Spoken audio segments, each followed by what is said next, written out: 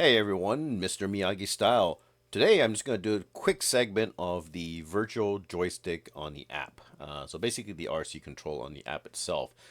They just had another release of the version of the app today.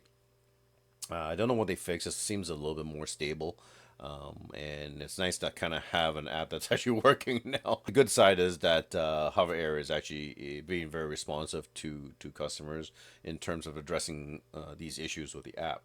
So, and they're very quick on the ball, and I'm suspecting there's going to be a lot more updates in terms of the firmware as well as the app itself. So that's good news anyway. So if you guys are worried about this drone and thinking about returning it or canceling your order, I would hold off. These are just software issues right now. And I understand that this is really not acceptable in terms of this whole campaign that they've been kind of pushing. The basic operation should have been ironed out from the beginning. But the good side of this whole thing is that the hardware is good. The drone is phenomenal. Its build quality is amazing. The flights are good. It's responsive. Tracking is excellent on the drone.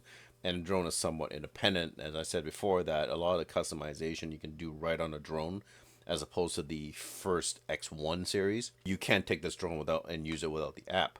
I just wanted to test the joystick on the actual app itself today.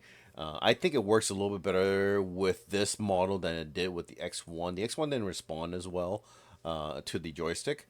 That could be just me, but yeah. As you can see, I flew it quite high. I didn't want to fly it too high just because I'm in my neighborhood. It's a pretty close-knit neighborhood, and I didn't want to piss off my neighbors. They're probably calling the cops on me right now. And you're probably wondering, the sky looks weird. It actually looks like that. We have really weird colors in our skies in this area of the city. Our sunsets are like pink, purple, magenta. It's wild.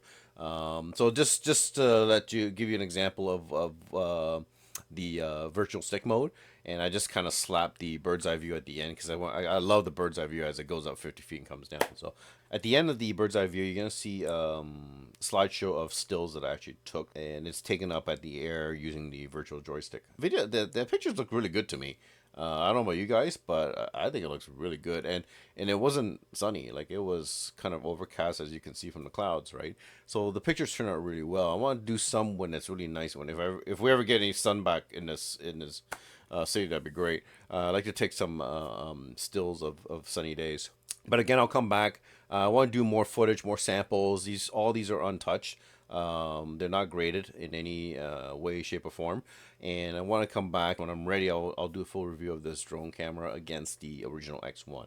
So drop me a comment, guys, if there's anything, and I'll try and answer as much questions as possible. Ciao for now.